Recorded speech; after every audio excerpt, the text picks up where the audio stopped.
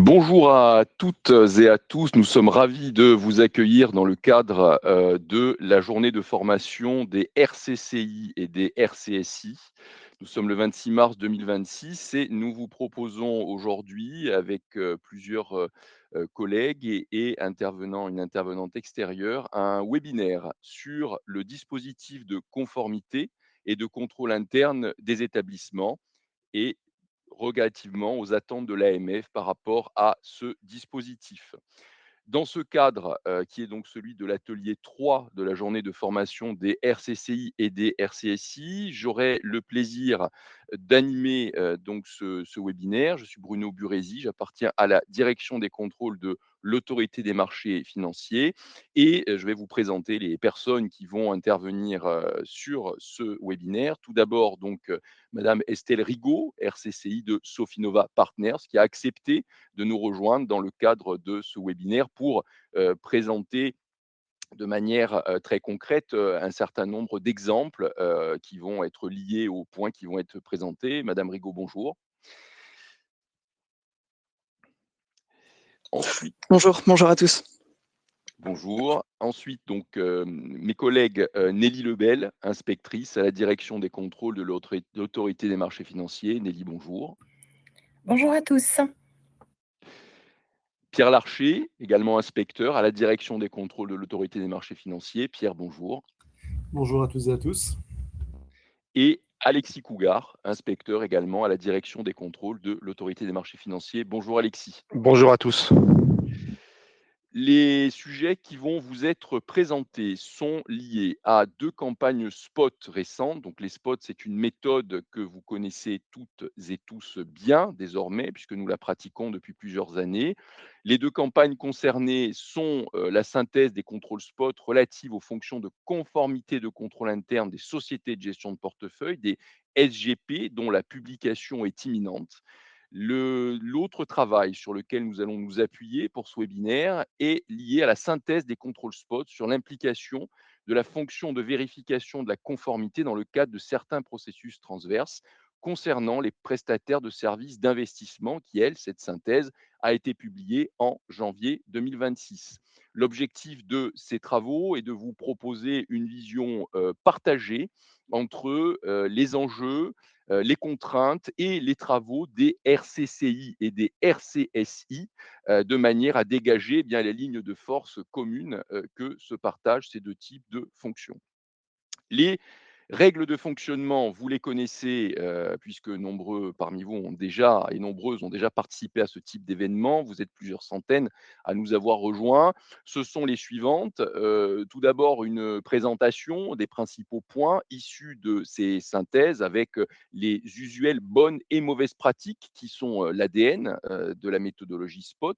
Des échanges également qui auront lieu entre les différentes participantes et participants, de manière à, essayer de matérialiser comment certains enjeux, certaines contraintes peuvent être déployées, dans l'objectif du respect de la réglementation concrètement au sein, des sociétés par les RCCI et par les RCSI. Nous avons également prévu 2 sondages relatifs, aux moyens de la fonction RCCI, RCSI et à la manière dont ces moyens peuvent être déployés pour rendre cette fonction encore plus efficace et encore plus robuste, dans l'objectif du respect de la réglementation qui est exigeante, qui est variée et qui est évolutive. Et également, nous, vous proposerons à la fin, comme à l'accoutumée, un questionnaire de satisfaction, de manière à, pouvoir et bien collecter vos retours, sur ces modalités et améliorer, de manière continue, l'exercice du webinaire pour une efficacité, toujours plus grande au service de l'ensemble des sociétés, assujetties. Dernier point, vous avez la possibilité de poser en cours de séance vos questions, sur l'outil. Nous n'aurons pas, bien entendu, et nous le regrettons, mais la capacité de répondre à chacune d'entre elles pour des raisons de temps et des raisons, également de fluidité de l'exercice. En revanche, nous tâcherons d'y répondre, de répondre à celles qui concernent le plus grand nombre, d'entre vous en direct ou par écrit, de manière à ce que, eh bien, chacun puisse tirer de cet exercice la meilleure partie possible. Je vous propose de démarrer et je laisse la parole à ma collègue Nelly Lebel pour la première partie. Bonjour à tous. Donc, comme l'a indiqué Bruno, je vais vous présenter un peu en avant-première, parce que le document n'est pas encore publié, mais ça ne saurait tarder, la synthèse des contrôles spot relatives aux fonctions conformité et contrôle interne des sociétés de gestion de portefeuille. Donc, pour vous donner un peu quelques éléments de contexte sur cette campagne, elle a été annoncée dans les priorités de supervision 2025 de l'Autorité des marchés financiers et elle est consacrée donc aux fonctions conformité et contrôle interne des sociétés de gestion. Elle complète en fait la précédente campagne qui avait été conduite en 2020, qui portait sur l'externalisation du contrôle interne des sociétés de gestion.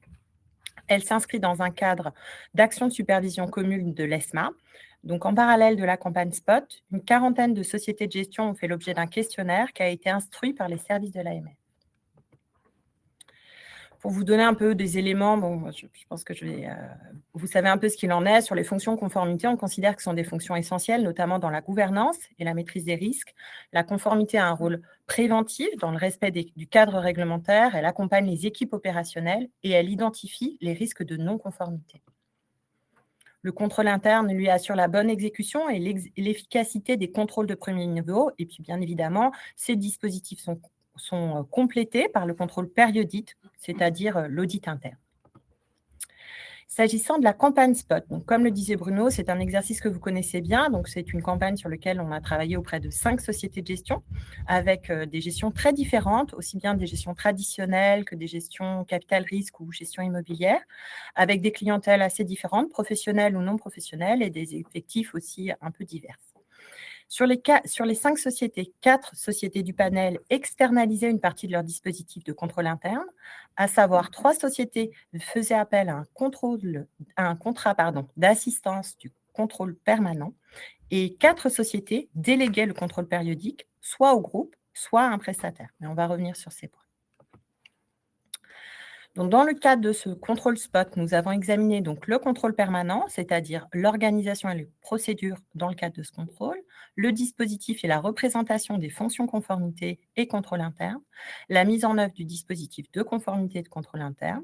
Puis, nous avons analysé le contrôle périodique, la fonction d'audit interne, son indépendance et ses moyens, la mise en œuvre du dispositif d'audit interne.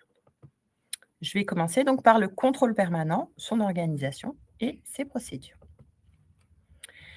Donc, sur l'organisation du contrôle permanent, nous avons examiné sur les 5 sociétés du panel l'existence d'un responsable, à minima d'un responsable de conformité et de contrôle interne, donc dans 4 sociétés du panel.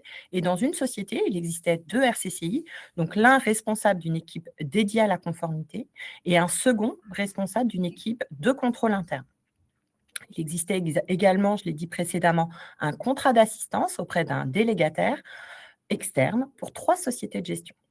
S'agissant du rattachement du RCCI, celui-ci était toujours rattaché hiérarchiquement au responsable dirigeant responsable, donc à savoir le directeur général ou le président.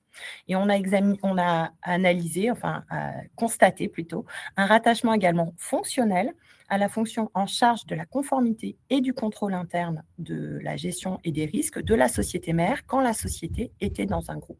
On considère que c'est plutôt une bonne pratique d'avoir ce rattachement fonctionnel.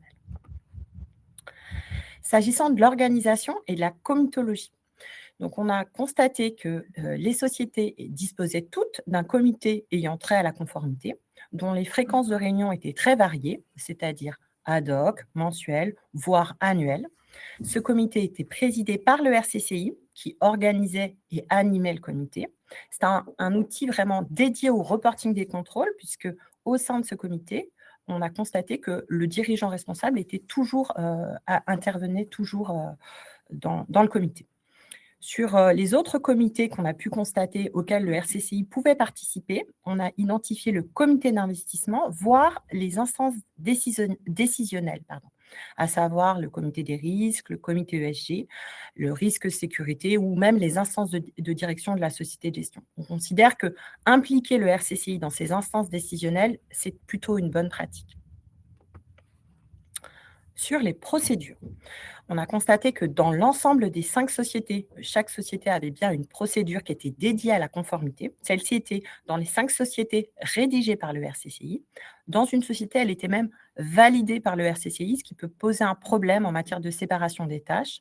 Dans les autres sociétés, c'est le dirigeant responsable qui validait la procédure de conformité.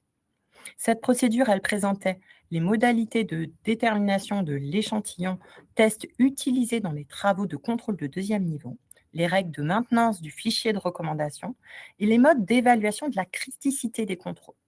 Donc, elles étaient relativement développées. On a constaté qu'il y avait également d'autres procédures mises à jour au minimum tous les 2 ans, le plus souvent tous les ans. Les rédacteurs de ces procédures étaient le RCCI, les opérationnels, et les tiers, on a constaté dans une société qu'il y avait un tiers qui était, le prestataire informatique, qui était rédacteur, de la procédure, ce qu'on considère être plutôt une mauvaise pratique. C'est vrai que c'est mieux que la société puisse s'emparer de ces procédures et que ça soit les opérationnels qu'en soient les rédacteurs.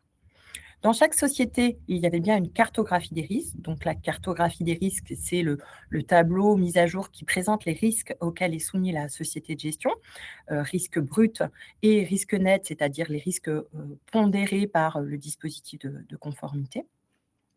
On a constaté que dans une structure, cette cartographie des risques n'était pas suffisamment détaillée ou pas suffisamment précise, puisqu'elle consistait uniquement en une simple liste de contrôles non pondérés par niveau de risque. Donc, pour nous, ça constitue plutôt une mauvaise pratique.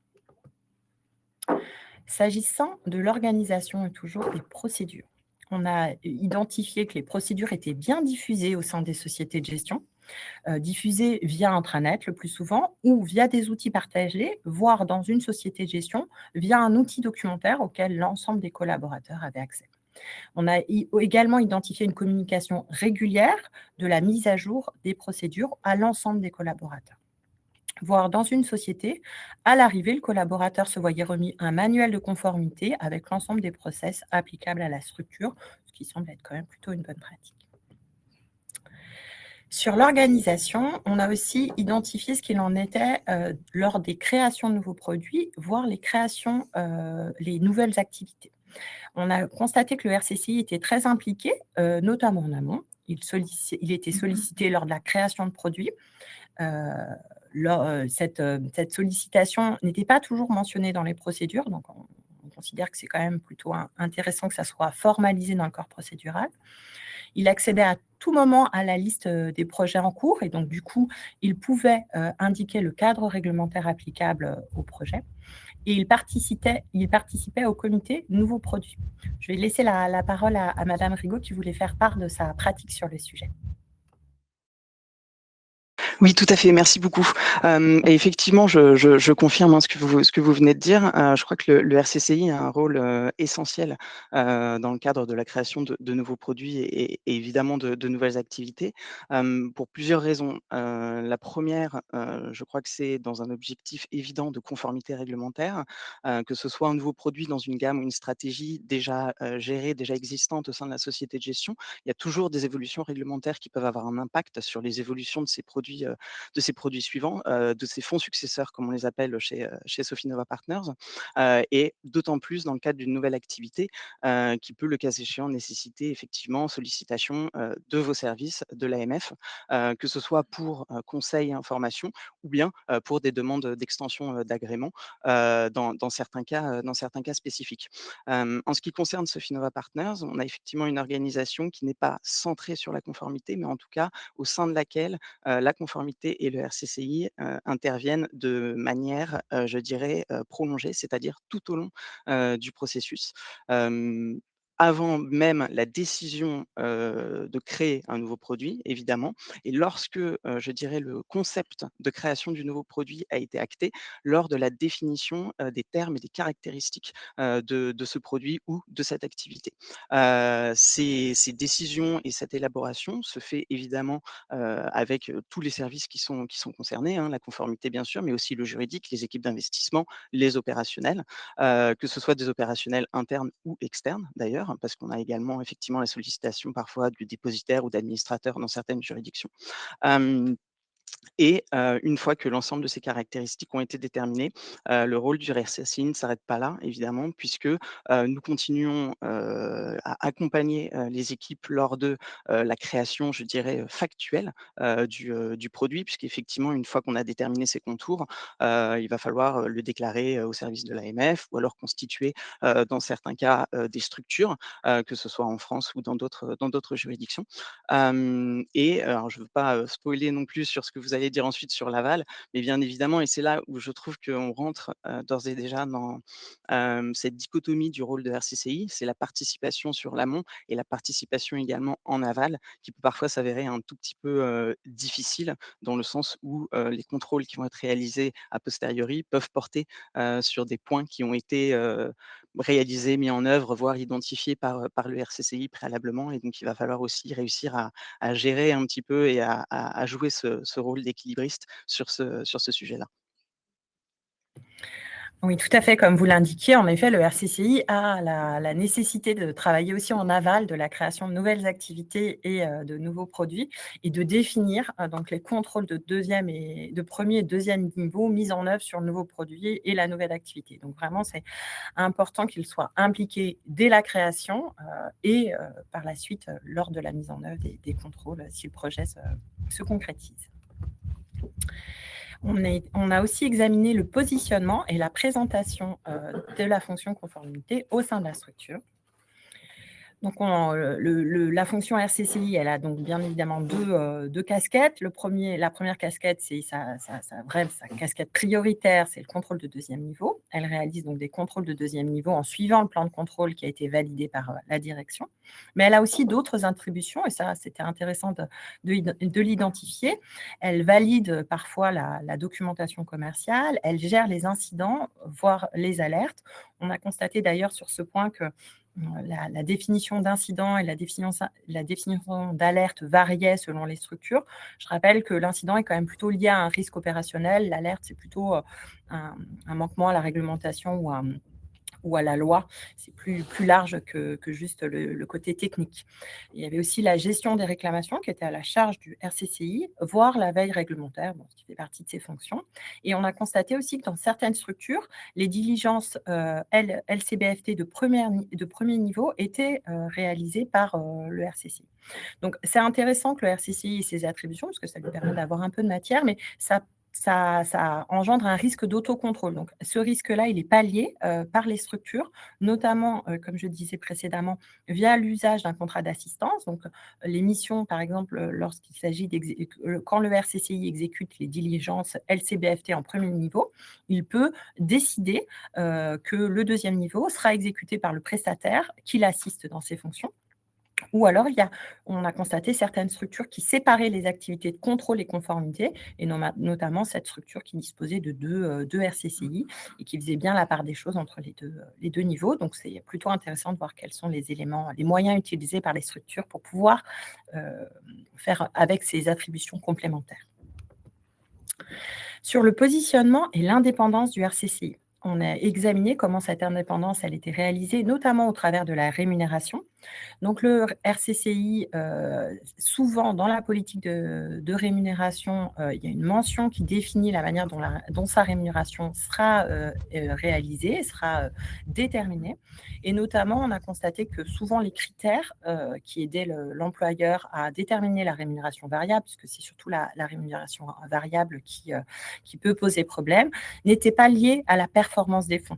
Notamment, il y avait des critères relatifs au respect de la réglementation, ce qui semble plutôt bien disant, voire des critères de comportementaux, savoir le travail en équipe, la transparence, la communication auprès des dirigeants responsables notamment. Sur les moyens, donc on a examiné les moyens dont disposait le RCCI au sein de sa structure, donc aussi bien les outils que les prestataires externes. Donc, sur les outils, l'ensemble des structures disposaient d'un outil de suivi des recommandations, souvent un tableau Excel, qui incluait notamment la date de la recommandation réalisée, la thématique du contrôle, le degré de priorité, une date limite de réalisation de la recommandation. Ça permet le suivi technique concret. Et puis aussi des outils de suivi de travaux qui permettent à la fonction conformité contrôle interne de s'organiser, de documenter, de planifier ces contrôles de second niveau, voire parfois même d'automatiser ces contrôles pour certaines structures dans une moindre mesure, pas une automatisation complète, mais d'automatiser certaines tâches un peu simplistes.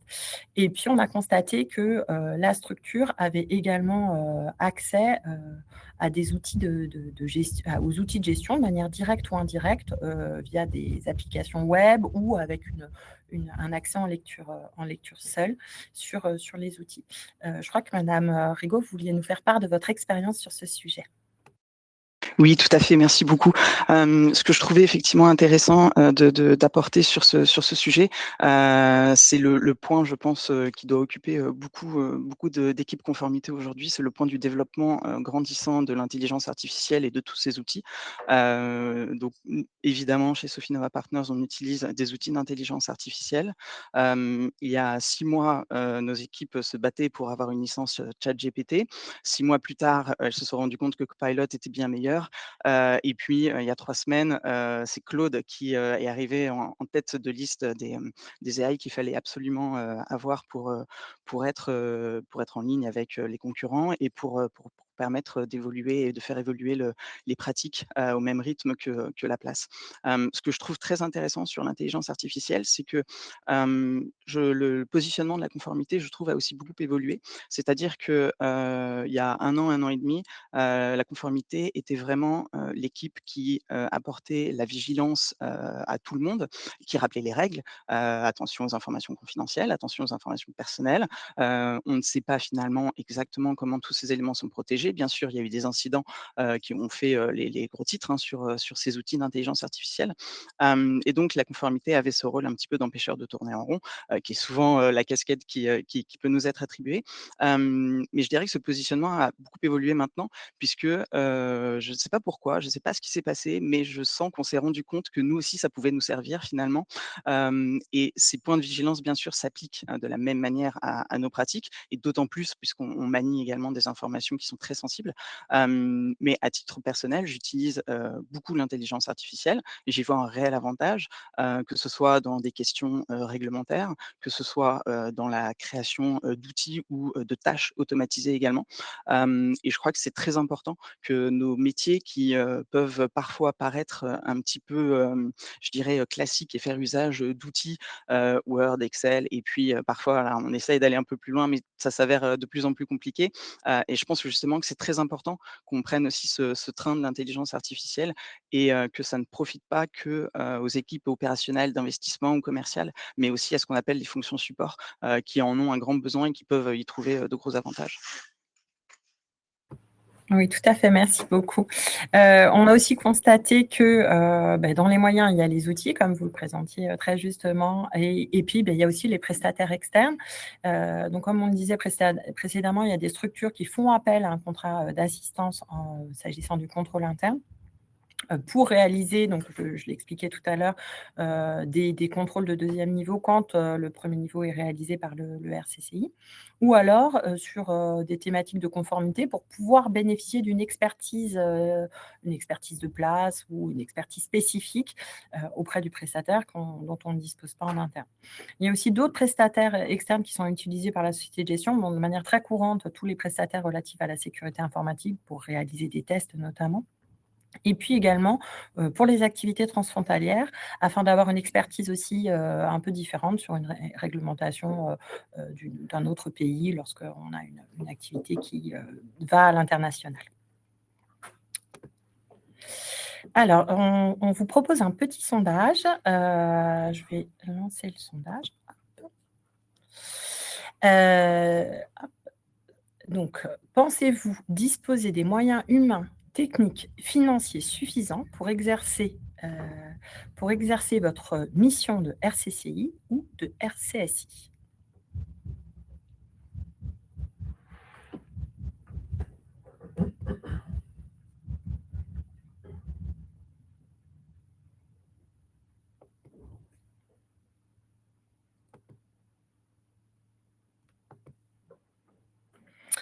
Alors, bon, c'est pas complètement figé parce que vous êtes encore en train de voter, mais c'est, plus mitigé que ce que je pensais. On est 67%, ça évolue, 66% même, des participants qui considèrent que oui, donc ça veut dire que 34, considèrent que les moyens peuvent encore évoluer. Je trouve que c'est assez intéressant d'avoir, cette information. Très bien. Je vous remercie tous pour, on va peut-être attendre encore quelques minutes parce que les votes ne sont pas complètement figés. On vous donnera peut-être le résultat final, par la suite et je vais laisser la parole, à mon collègue Alexis qui a travaillé avec moi sur la campagne Spot. Bonjour à tous. Je vais vous présenter la mise en œuvre opérationnelle du dispositif associé au contrôle permanent. Alors, ce que nous avons relevé au cours de nos investigations est que la première étape, la première brique du dispositif, c'est le plan de contrôle, classiquement, lequel s'appuie sur la cartographie des risques.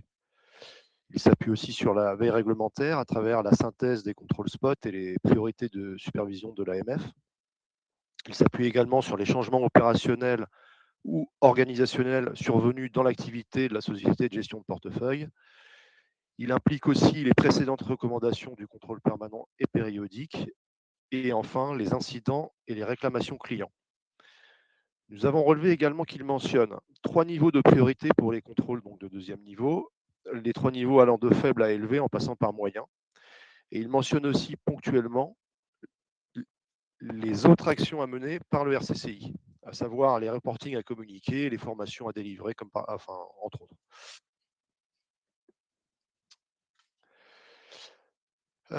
S'agissant toujours de la mise en œuvre du dispositif, nous avons choisi de faire un focus sur le contrôle de la rémunération des collaborateurs.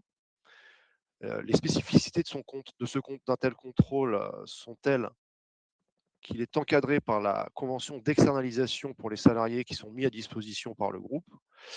Et nous avons constaté que pour une SGP, il a seulement été validé par le RCCI puisqu'il a été en réalité réalisé par le DRH DAF de la société en question. Pour le formalisme du contrôle sur la rémunération des collaborateurs, nous avons considéré qu'il ne faut pas le réduire à une simple piste de travail. Nous avons aussi considéré qu'il faut prévoir une fiche documentée se concluant par des recommandations.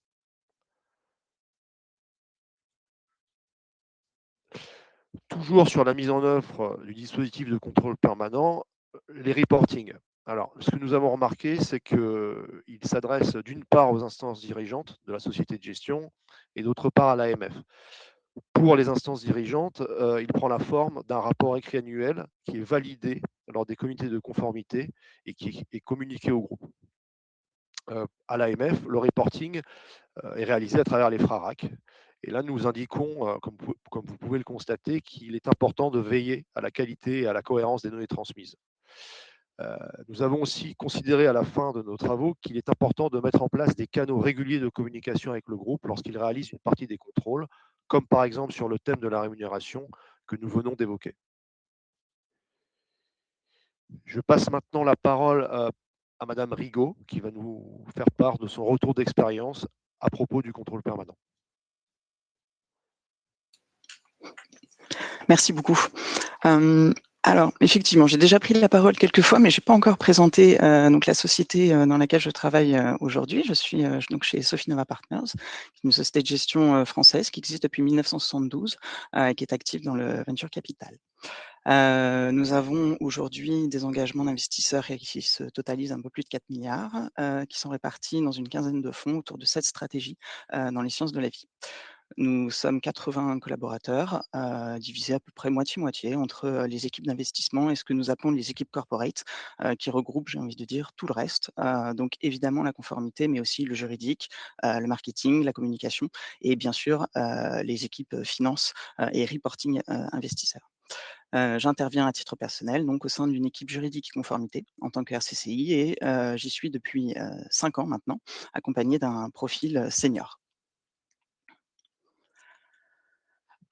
L'objectif aujourd'hui, de ces quelques slides sur lesquels, je vais, vous parler, c'est, d'essayer effectivement de vous présenter ce que j'observe dans mon rôle de RCCI et surtout, alors au-delà des difficultés, que je peux rencontrer, la dichotomie, des rôles, qui, sont propres à cette fonction. Vous le savez tous, le RCCI, c'est, d'abord un conseiller, mais également un contrôleur. Parfois d'abord un contrôleur et ensuite un conseiller. C'est assez compliqué, dans certaines situations de faire la part des choses, et surtout ce sont 2 fonctions qui réclament des traits de caractère qui sont très différents. Le premier étant, je crois, que dans le conseil, il faut réussir à, être abordable et être abordé, par les équipes. Et dans le contrôle, il faut, réussir à imposer sa rigueur méthodologique, aussi remettre en question ce qui peut être amené et présenté, par certaines équipes, beaucoup s'interroger, beaucoup se questionner sur ce qui est dit, tout en réussissant pour faire un conseil qui soit efficace à, rester accessible et à donner envie aux équipes de nous solliciter.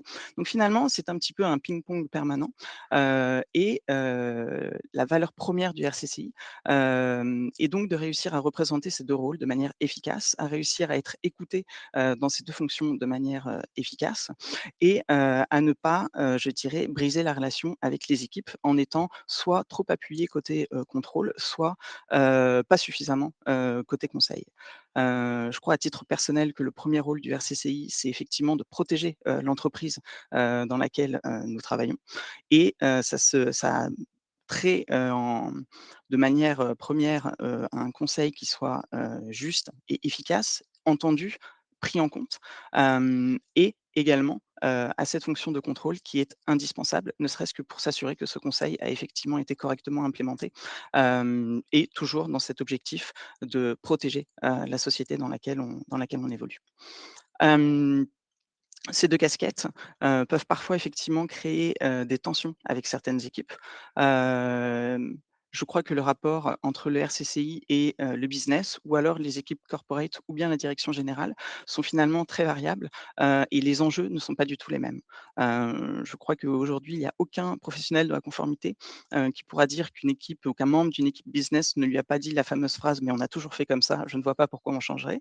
Moi, je sais que je l'ai entendu partout où j'ai travaillé, plusieurs fois et finalement, c'est relativement intéressant puisque, hem, la conformité de manière générale va être, par cette phrase, je trouve perçue comme, l'empêcheur de tourner en rond, la personne qui vient remettre en question des choses qui sont établies, qui ont pu être établies à juste titre, mais qui nécessitent malgré tout d'évoluer puisque, la conformité est une matière avant tout réglementaire et je ne vous apprends rien, la réglementation évolue sans cesse et il est donc indispensable de réussir à s'adapter, et de réussir à faire évoluer les pratiques, et à malheureusement, se détacher de ce qu'on a pu, mettre en place, depuis toujours et qu'il faut changer.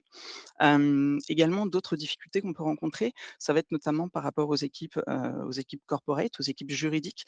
Comme je le disais, la conformité est une matière réglementaire, mais le juridique aussi et parfois quand les avis divergent entre ces 2 métiers, il peut être difficile de savoir, comment trancher et quelle finalement position, adopter. Alors les équipes business auront sûrement tendance à adopter la position, la plus, favorable à leur projet.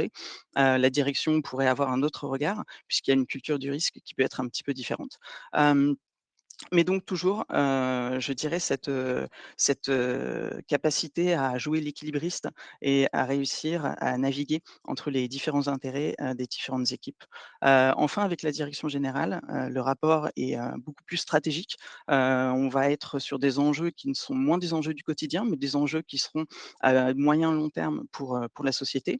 Et souvent moi je sais que quand dans mes discussions, dans mes rapports avec la direction générale, je vais pouvoir présenter un risque et le positionnement de la direction va être très différent puisqu'on va me dire: «Mais attends, c'est quoi la sanction en fait?» Parce que moi ce que je vais identifier, c'est le risque de non-conformité et finalement eux ce qu'ils vont voir c'est: «OK, et si on se fait prendre, qu'est-ce qui se passe?» Et ça, c'est quelque chose qui demande beaucoup de pédagogie. Déjà, il faut savoir quelle est la sanction parce que c'est pas toujours évident. Il y a des juridictions dans lesquelles on est capable de dire: «Bah, voilà, si on fait pas ça, c'est une amende de 50 000 €», donc c'est très clair. Puis alors après, on va prendre en compte évidemment au-delà de ce risque-là, le risque réputationnel et cetera. Mais en tout cas, on est capable de effectivement donner une réponse claire, précise, alors que dans certaines juridictions, c'est quoi le risque? Bah, ça dépend et ça dépend, bon, c'est rarement une réponse qui est satisfaisante pour la direction et dans ces échanges-là et dans ce rapport, il faut aussi que la conformité, soit crédible, soit efficace et donc il est nécessaire, face à ces questions qui n'ont pas toujours de réponse évidente, de réussir, non pas à inventer quelque chose, mais en tout cas à faire de la pédagogie, à expliquer, à vraiment, faire comprendre à la direction, l'enjeu que peut représenter le positionnement de la conformité, pour la société. Parce que finalement, c'est ça aussi qui est important. Notre métier, en tout cas la manière dont moi je le perçois, c'est pas de dire non en permanence ou c'est pas juste de dire oui et de se dire: «Super, j'ai validé quelque chose». C'est d'accompagner la société en permanence et de faire au mieux pour que à la fois l'entreprise soit en ligne avec la réglementation, mais également avec ses objectifs, commerciaux et business, parce que c'est ça aussi qui est important. Conformité, elle existe parce qu'il y a de la réglementation, mais sans entreprise, on fait de la conformité nulle part et donc ça ne sert plus à rien et également de protéger les dirigeants responsables, puisque en cas, justement de sanctions, c'est eux qui prennent, c'est aussi leur réputation, qui peut être impactée, et Dieu sait que c'est important, évidemment dans la société dans laquelle j'évolue et dans le secteur dans lequel, on évolue, mais je dirais dans toutes les sociétés de gestion et dans le secteur financier de manière générale, surtout que c'est un monde où tout se sait. Hem Et donc il est important effectivement de préserver ces 2 aspects et la société et les dirigeants, qui nous font confiance. Donc le RCCI dans ses rapports avec l'ensemble de ses équipes, c'est réussir à dire non, non pas par principe, mais réussir à dire non de manière intelligente, en expliquant pourquoi et surtout, et c'est là que je crois moi qu'il est important, d'exercer le métier, de conformité, c'est, dire non, mais proposer des solutions. Le simple fait de refuser quelque chose, ça identifie la conformité comme justement une personne qui va bloquer, et c'est plutôt malheureux. Alors que la conformité, le rôle, c'est d'identifier une situation à risque et de trouver des solutions pour l'encadrer, de trouver des solutions pour qu'une opération, un produit, qui en l'état envisagé par, le business n'est pas réaliste, et bien de pouvoir modifier les choses pour que finalement on rentre dans les cases. Et une fois qu'on a fait tout ça, finalement, vous l'aurez compris, la manière dont moi je perçois le métier, c'est un métier d'équilibriste. Je pense que je l'ai dit 3, 4 fois déjà depuis que j'ai pris la parole. Réussir à, ne pas être isolé, mais justement à rester indépendant. Une indépendance pourquoi? Parce qu'au moins, on a la capacité, de se positionner et de donner un avis, sans que celui-ci soit biaisé par, des intérêts, extérieurs. Les conflits d'intérêts, je pense que je n'apprendrai rien à personne sur ce sujet. Mais pour donner un avis et pour avoir la capacité de dire que oui ou non, évidemment, il faut avoir l'information. Et c'est là que l'isolement peut devenir un risque, dans le sens où on peut avoir un manque d'informations sur les projets en cours ou alors on va découvrir des sujets une fois qu'il est trop tard, une fois que les choses ont déjà été implémentées, une fois que le risque a déjà été créé alors que, si, l'opération, est évaluée préalablement, on peut, encadrer, correctement ce risque en amont. Et ça rejoint un petit peu le point, de tout à l'heure sur la création des nouveaux produits et des nouvelles activités et l'importance que ce soit formalisé dans les procédures pour justement que la conformité soit ce passage indispensable, sur ces sujets. Également, pour que la conformité reste indépendante et non isolée, il est important d'identifier des relais au sein de chaque équipe, de l'entreprise et d'entretenir des relations, avec, les autres métiers, tout comme on peut entretenir des relations avec nos pairs, avec d'autres membres des équipes de conformité, que ce soit, au sein du groupe, au sein d'autres sociétés, hem, ou bien rencontrer au sein des journées, RCCI, de l'AMF. Enfin, je crois que l'accès direct à la direction générale, c'est indispensable. Pourquoi? Eh bien, encore une fois, pour être impliqué dans les décisions stratégiques, pour, pouvoir formuler son opinion. Encore une fois, peut-être qu'elle ne sera pas suivie. C'est effectivement des choses qui arrivent, mais il est important de la formuler, il est important de l'expliquer, et il est important que les décisions soient prises en connaissance de cause. Alors que si, le comportement du RCCI mène malheureusement à un isolement, heu, le RCCI sera exclu des décisions stratégiques, ce qui est évidemment un problème. Et ce ne sera ensuite qu'une forme de chambre d'enregistrement à laquelle on va communiquer les décisions une fois qu'elles ont été prises. Et finalement, ça reviendra à dire voilà, on a décidé de mettre ça en œuvre. Merci de l'enregistrer et puis merci de mettre le fameux dispositif de contrôle qui s'impose. Sauf qu'effectivement, ce dispositif de contrôle, s'il n'a pas été formalisé dès le début de l'opération, il perd un petit peu de son sens et de son intérêt. Faire une liste à la Prévert, bon, c'est rarement intéressant, alors qu'effectivement, si c'est construit avec les équipes, eh bien, ça prend beaucoup plus de sens. Hem, pour conclure, je dirais que le RCCI, c'est effectivement, un métier, voilà, d'équilibriste entre contraintes réglementaires, réalité du business, protection et développement de la société. À titre personnel, c'est un métier que j'adore. Je trouve qu'on est au cœur de la société, que quand il est bien exercé, on est sollicité par tout le monde, on est impliqué dans tous les sujets, et je crois que c'est une chance parce qu'on a effectivement la possibilité, de comme, on dit, souvent, de toucher à tout. Et pour moi, c'est ça qui fait effectivement la richesse, du métier de RCCI, mais de conformité, de manière générale.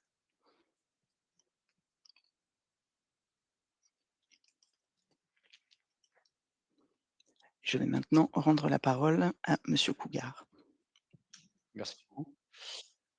Avant de parler de la fonction d'audit interne, nous avons pour vous une question qui est: au cours de l'exercice 2025, quelle est la proportion de temps que vous considérez passer sur des actions de conseil? Donc, de la même manière que la question précédente, vous pouvez, utiliser l'onglet sondage en bas à droite de votre écran. 5 réponses sont possibles puisque nous avons divisé le temps de travail en paliers de 20.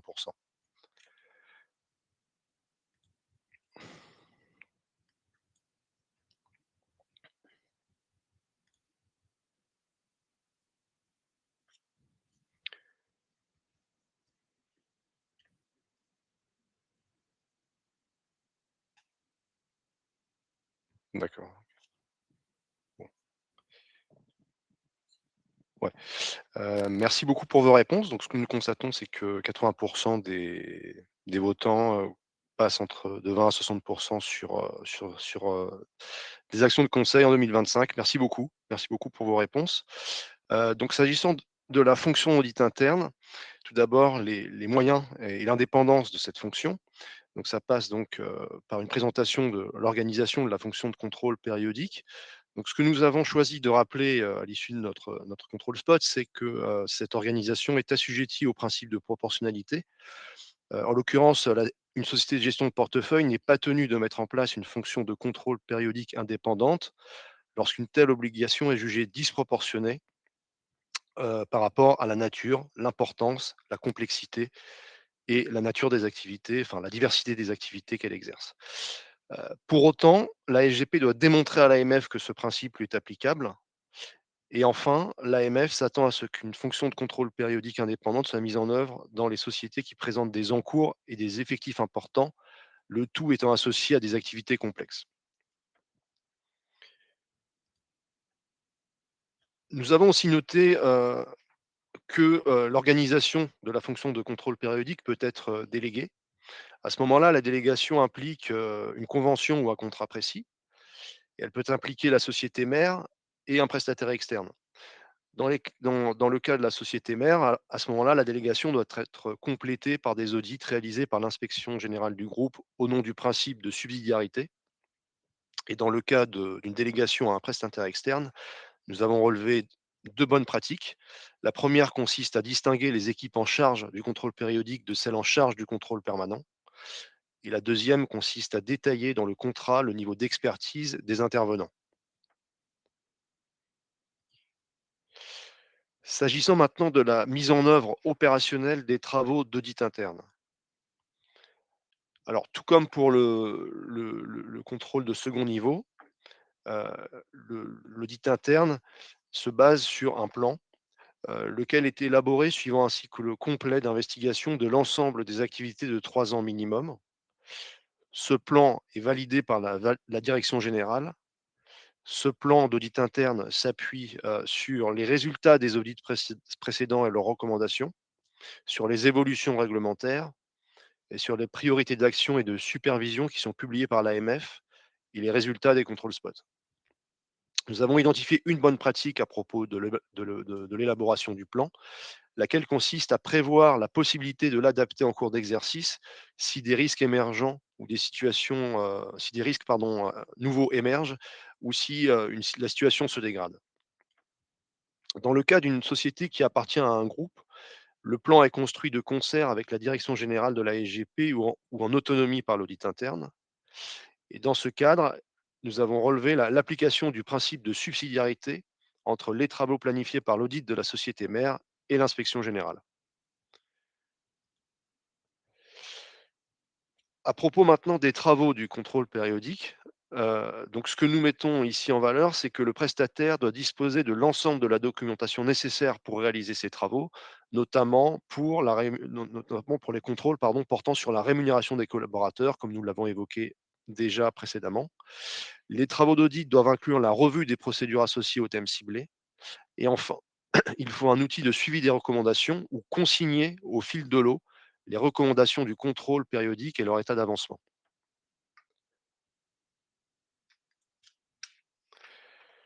Nous avons aussi étudié, pendant ce contrôle spot, la supervision du contrôle périodique par les instances dirigeantes. Heu, Ce que nous avons relevé, c'est qu'il y a effectivement une évaluation des travaux du contrôle par les dirigeants à plusieurs niveaux, heu, notamment, lors des comités de conformité, afin de connaître l'état d'avancement des travaux de contrôle, à travers des points d'information réguliers avec les dirigeants responsables. Heu, Cette évaluation peut être réalisée par l'inspection générale dans les groupes.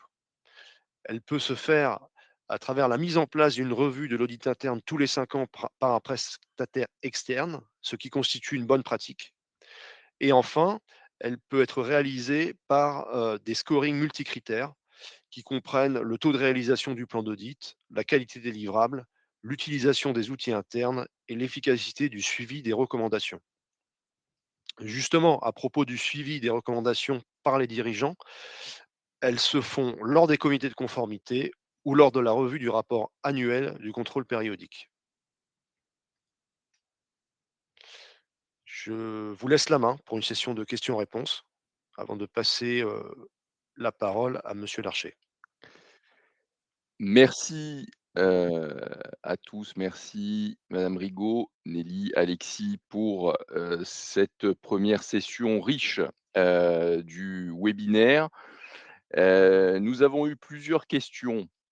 Vous avez été nombreux à réagir et pas que pour le sondage, donc merci pour cela. La plupart d'entre elles ont été traitées, en direct à l'écrit, mais j'en ai retenu 3 que je souhaiterais, poser à, mes collègues, autour de la table.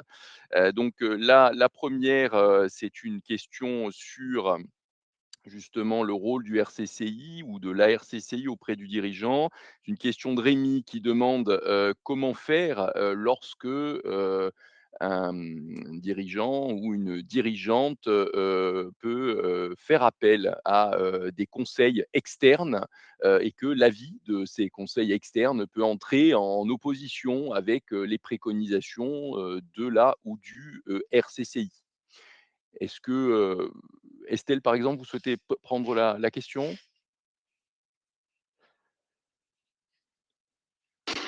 Oui, avec plaisir, merci beaucoup.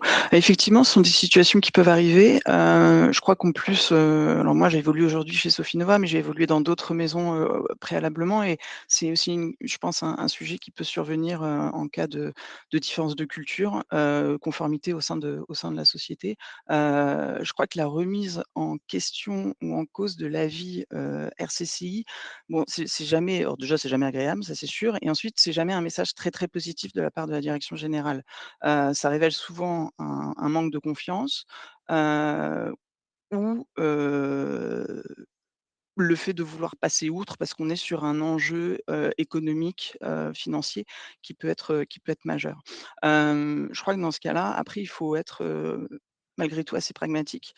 Si le RCCI a une opinion qui a été émise auprès de la direction générale et qu'un conseil externe, en a une de différente, moi je trouve que déjà c'est relativement intéressant parce que finalement on reste sur, une interprétation d'une réglementation. Si un avocat dit: «Oui, on peut», que moi je dis: «Non, on ne peut pas», je peux aussi me poser la question en premier lieu de pourquoi il y a une telle différence, d'opinion et d'analyse sur un même sujet, sachant que je pars du principe que tout le monde fait correctement son métier. Donc je pense que ça déjà c'est un sujet qui est intéressant et ensuite, finalement si le désaccord persiste, je crois que ce qui est important c'est que, le RCCI documente formellement, évidemment son opinion, la communication de son opinion, qu'elle soit construite, qu'elle soit, formalisée, de manière rigoureuse, communiquée bien sûr à la direction générale qui, à l'issue de ça, prend, également ses responsabilités dans le cadre, de sa prise de décision. Merci Estelle. Je vous propose de passer, à une deuxième question. Donc, c'est une question relative à la rémunération, du RCCI ou de la RCCI.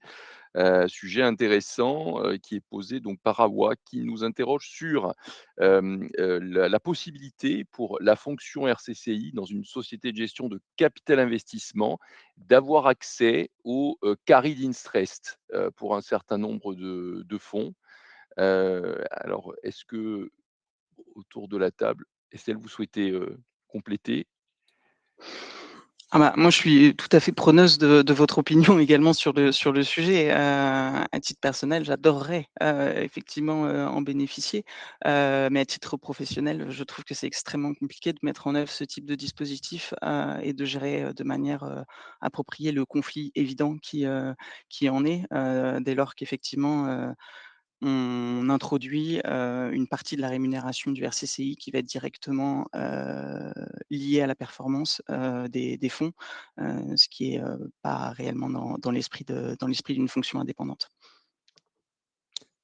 Merci beaucoup. Nelly, je t'en prie. Juste, rebondir en disant que les CARID, sont quand même, encadrés par la réglementation, hein, il y a quand même beaucoup de dispositifs qui peuvent être mis en place.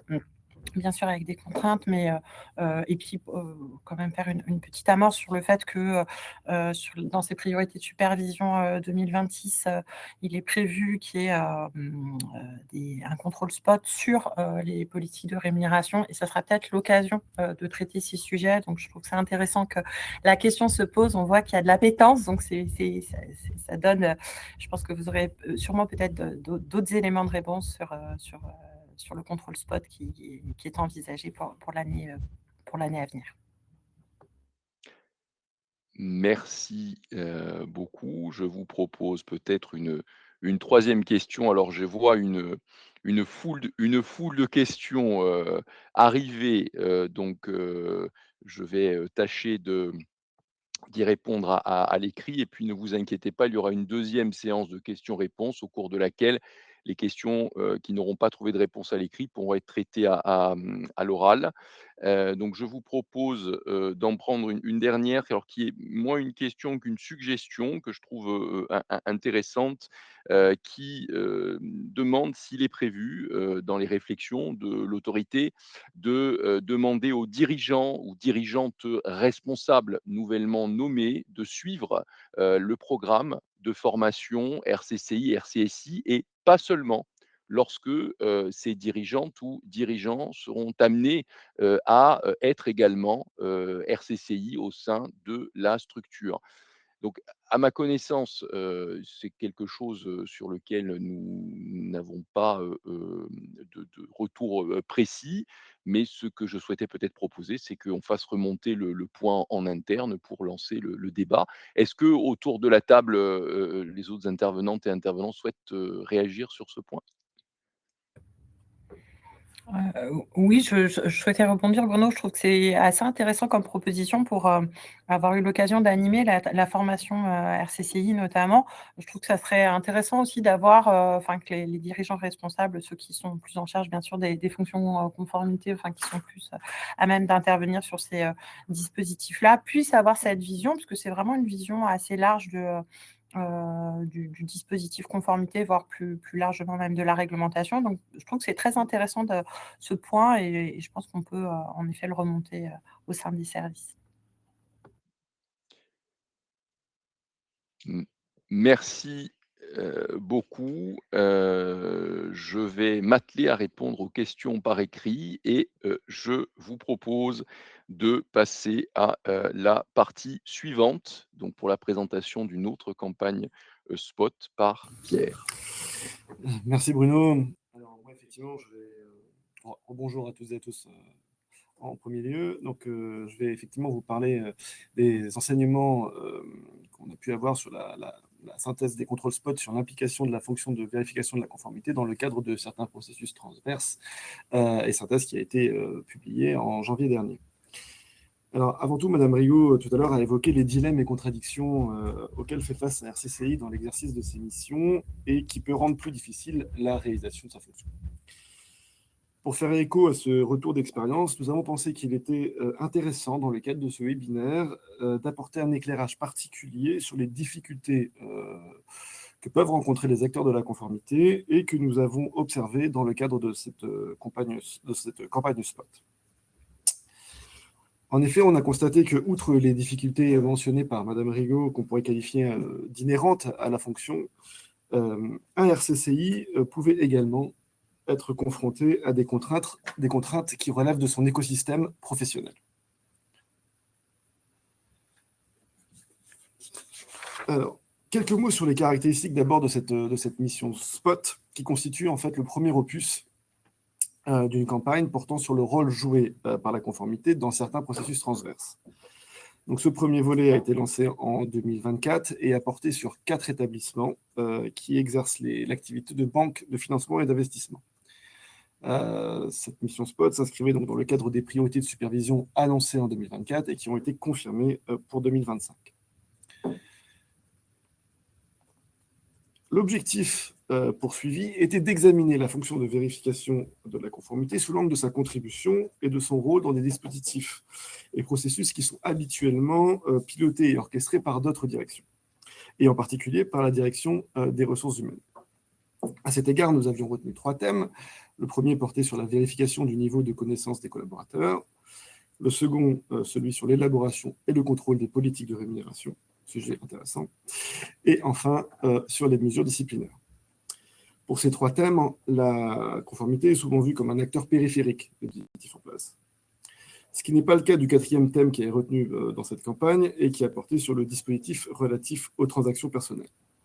Pour ce dernier, la conformité a bien la main et la charge de la mise en œuvre du dispositif, mais elle doit s'appuyer également sur d'autres directions. Quelques précisions sur les thèmes retenus. Les thématiques choisies visaient évidemment à s'assurer que la fonction de vérification de la conformité disposait d'un positionnement et de moyens qui lui permettent d'exercer pleinement ses missions. Et ce n'est pas un hasard si parmi les thèmes retenus, un focus particulier a été fait sur le sujet des rémunérations. Parce que d'expérience, il s'agit souvent d'un thème qui est souvent sanctuarisé au sein des établissements et pour lequel la conformité peut être tenue plus ou moins à l'écart. Or, le règlement délégué MIF2 prévoit expressément des attributions dévolues à la conformité dans le cadre des rémunérations. En outre, les orientations de l'ESMA posent également des recommandations en matière de rémunération. Alors, sans surprise, la mission a confirmé le positionnement plutôt en retrait de la conformité sur ce sujet. Et ce, à plusieurs titres. Tout d'abord, on a observé que pour 3 des 4 prestataires, aucun élément n'avait pu être fourni attestant du respect de l'obligation de conseil auprès de l'organe de direction. En outre, il s'avère que la majorité des prestataires ne donnent pas accès à la conformité aux informations et données qui sont déterminantes en matière de rémunération, et ce, même sous une forme anonymisée. Or, cela entraîne un impact sur les contrôles qui sont menés et sur l'appréciation de leurs résultats. En particulier, on a observé que les fiches de contrôle qui étaient tenues au sein des établissements montraient des résultats satisfaisants, alors même que les vérifications n'avaient pu être menées sur les éléments les plus intéressants, du fait justement du défaut d'accès par la conformité aux informations pertinentes. Il s'agit, dans ces 2 cas-là, de manquements à la réglementation. Alors, cette mission SPOT, comme je le disais en introduction, a permis d'identifier les contraintes que peuvent rencontrer la conformité dans le cadre de l'accomplissement de ces missions. Et on peut catégoriser ces contraintes sous deux ordres. Tout d'abord, nous avons observé des contraintes qui sont extérieures à l'établissement et qui proviennent souvent de frictions avec des réglementations, telles que en matière du droit du travail ou en matière prudentielle, mais qui peuvent également venir de difficultés de pratique de mise en œuvre de la réglementation. Et à côté de ces contraintes externes, on a également observé des contraintes internes à l'établissement qui peuvent être causées par le manque de moyens confiés à la conformité et qui va se traduire soit par une absence d'accès à des informations, soit un accès à des informations dans des délais qui ne sont pas satisfaisants, ou des contraintes qui peuvent être générées par les modalités organisationnelles intragroupes. Alors tout d'abord sur les contraintes externes. Alors là-dessus, la première des contraintes externes qui est remontée du spot et qui a été mise en avant par les acteurs, ce sont les interactions avec le droit du travail. Il s'agit de la première source de contraintes externes. Et cet impact se retrouve sur la totalité des thèmes abordés. Si on prend le sujet de la certification AMF, par exemple, si on regarde la situation des collaborateurs qui ont échoué à la certification et qui se retrouvent donc dans l'incapacité d'exercer les missions pour lesquelles ils ont été recrutés, eh bien, certains panélistes nous ont fait valoir qu'il s'agissait d'une situation qui pouvait être compliquée à gérer vis-à-vis des exigences du droit du travail.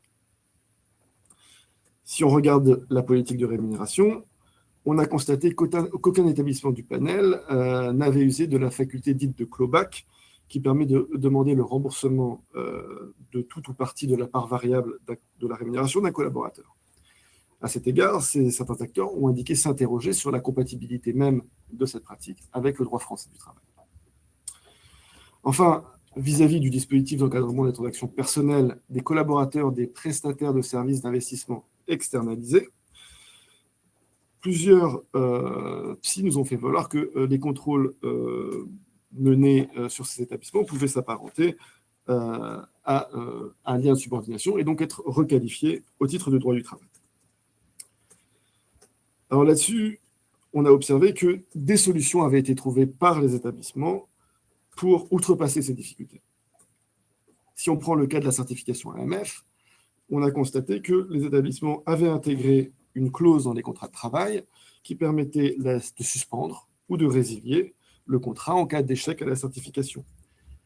Cette inclusion permet de redonner une marge de manœuvre à la conformité pour gérer cette situation. Alors, à titre de retour d'expérience, on a vu que, en dépit de cette clause, les établissements préféraient ne pas avoir recours à cette dernière, mais plutôt user de moyens moins extrêmes, tels que par exemple une restriction des accès ou une restriction d'accès à des outils. Si on regarde la mise en œuvre du clawback, là-dessus, effectivement, sans pour autant qu'il ait usé de cette faculté, un établissement du panel a établi une procédure axée sur cette faculté et dispose de tous les éléments pour être prêt à l'activer au besoin. Enfin, sur le thème de l'encadrement des transactions personnelles des collaborateurs des prestataires externes, un établissement a fait le choix d'intégrer complètement ces personnes concernées à son propre dispositif et former ses collaborateurs externes à l'utilisation de ses propres outils de déclaration et d'enregistrement des transactions personnelles. De plus, si on se place dans les cadres des remédiations post-spot, certains panélistes ont renforcé leur dispositif pour mieux capter les transactions de cette frange de collaborateurs. À titre d'exemple, un établissement a intégré les salariés des collaborateurs de prestataires de services externalisés qui peuvent avoir accès à des informations confidentielles et leur impose maintenant une obligation de lui notifier les transactions personnelles qu'ils ont réalisées. Ces derniers sont donc maintenant intégrés d'une certaine manière à son dispositif. Alors, l'autre contrainte externe qu'on a rencontrée, c'est l'interaction avec la réglementation CRD5. Alors, CRD5, comme vous le savez, donc, est une réglementation qui s'impose aux établissements bancaires de taille systémique et qui impose plusieurs obligations en matière de rémunération, telles que, par exemple, le différé ou le plafonnement de la part variable de la rémunération, évidemment à des fins de limiter les incitations de prise de risque excessives. Or, dans le cadre du pilotage de la politique de rémunération, l'ensemble des établissements du panel se fondaient essentiellement sur les dispositions de CRD5. Or, il s'agit là évidemment d'une approche pragmatique tout à fait compréhensible, puisque CRD5 est une réglementation qui est plus détaillée et prescriptive que le règlement délégué MIF2. Elle couvre une frange commune de collaborateurs qui à la fois ont une incidence directe ou indirecte sur les services d'investissement, mais également sur le profil de risque de l'établissement. Et enfin, si on regarde la détermination de la part variable de la rémunération, les principes essentiels des orientations de l'ESMA sont en ligne avec les prescriptions de CRD5, notamment le principe d'équilibre approprié entre les parts variables et fixes, par exemple.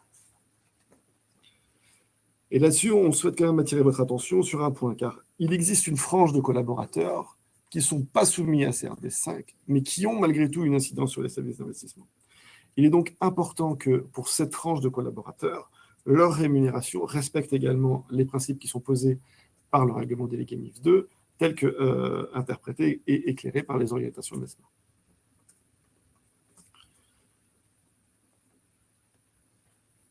Une troisième contrainte externe que nous avons rencontrée a consisté en certaines difficultés pratiques de mise en œuvre réglementaire.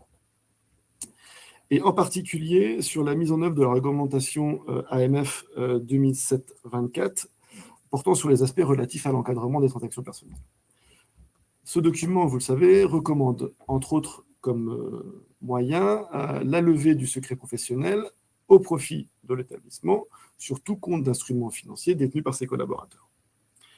Et là-dessus, on a remarqué qu'effectivement, aucun établissement ne prévoyait ou n'avait même usé de cette faculté. Et tous mettaient en avant des raisons pratiques, mais évidemment des raisons liées également à la sensibilité des informations demandées. Alors, sur ce sujet, nous souhaitons attirer votre attention sur une décision de la Commission des sanctions très récente qui a porté sur l'établissement Macor et qui date de janvier 2026. Dans le cadre de sa décision, la Commission des sanctions a porté une appréciation sur le dispositif d'encadrement des transactions personnelles de Macor et a relevé que ce dernier ne disposait pas de la faculté de pouvoir lever le secret professionnel. Alors, dans le cadre de la synthèse, nous avons adopté une approche un peu plus mesurée. Nous n'attendons pas forcément que la levée du secret professionnel intervienne dans tous les cas pour tous les collaborateurs, mais nous considérons que cette faculté peut être pratique dans des cas spécifiques. Et notamment, par exemple, de collaborateurs qui, par exemple, ont déjà été identifiés comme récidivistes en matière de non-respect du dispositif d'encadrement des transactions personnelles, ou par exemple de collaborateurs qui seraient réticents à transmettre des justificatifs demandés.